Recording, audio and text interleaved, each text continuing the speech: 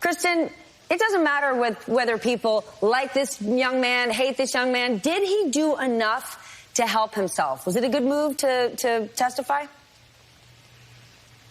Honestly, the prosecution has a really challenging case. In this case, I don't know that it was necessary for Kyle Rittenhouse to even take the stand because I thought that the case was weak. And I think that, again, with the prosecutor's very heavy burden, they probably could have still ended up with an acquittal without Kyle Rittenhouse taking the stand. However, when he did take the stand, he was very rehearsed. He was very coached. He came off like a Boy Scout. It's good to see there's at least some reasonably sane analysis in the media, although clearly they don't like Kyle Rittenhouse. At least they're willing to admit that he did a good job. That was MSNBC legal analyst Kristen Gibbons-Fedden, a former prosecutor, acknowledging that Kyle Rittenhouse certainly did not come off as a cold-blooded, evil monster, which much of the left has made him out to be. Today's proceedings were far more subdued than yesterday's high courtroom drama. However, one interesting moment came when Kenosha police officer Brittany Bray delivered testimony that directly contradicted Gage Grosskreuz's claim that Kyle Rittenhouse re-racked his AR-15 before he decided to throw himself at Rittenhouse. Joining me now is independent journalist Andy Ngo. You can follow and support his work at andy-ngo.com. That's NGO, andy-ngo.com. Andy, thanks for being with us. My pleasure. Thank you, Buck. Andy, you're someone who, while not a lawyer or prosecutor, very familiar from your work in journalism with the BLM riots, with the activists, including the criminal activists of the left. And so the backdrop to these shootings is something you know quite well. What have you seen? What stands out to you about the Rittenhouse trial, this self-defense trial, as it's been playing out so far?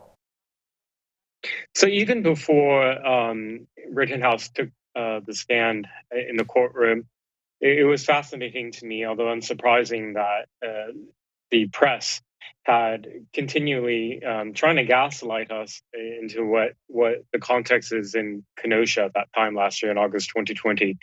We're seeing over and over that the protests were described as racial justice protests, and that it was somehow the shooting was an anomaly, when I've been trying to highlight, particularly through my social media, last year they had days of violent chaos in the city of Kenosha.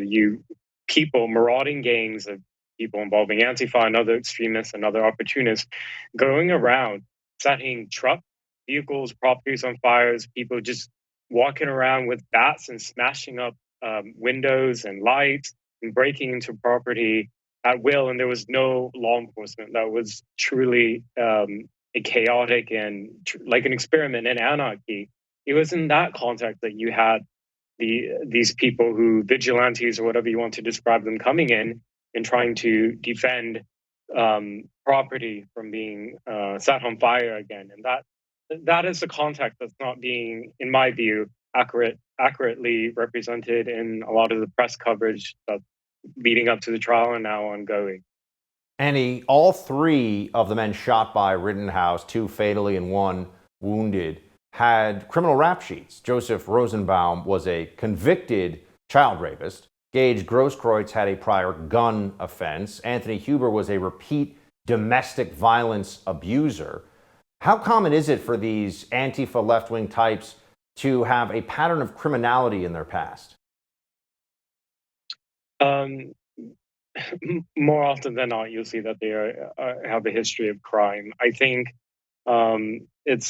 it's helpful to understand the criminal history of some of these people who were shot and killed by Rittenhouse, because it demonstrates, and you could actually see in the video that was recorded of the shootings, that these were people who were, in my view, it looks they were carrying out, trying to carry an assault or in the process of carrying an assault on the team.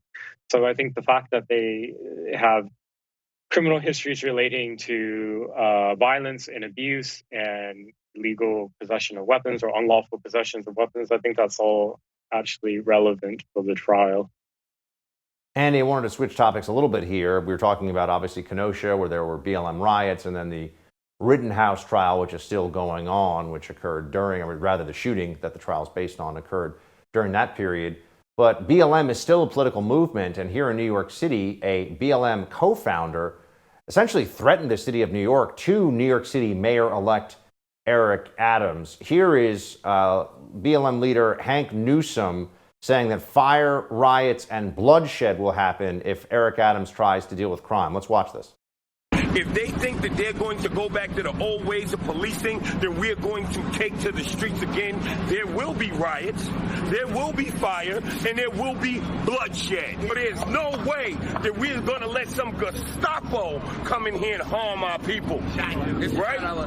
We pray for peace, but black opportunities prepares for the worst. We have people in city council who can create problems for him. We have people in the streets who can create problems for this administration by shutting it down. Shutting it down. Riots, fire, and bloodshed. That's BLM leader Hawk Newsom in response to a mayor who's got a crime surge, would be soon to be mayor, who's got a crime surge to handle.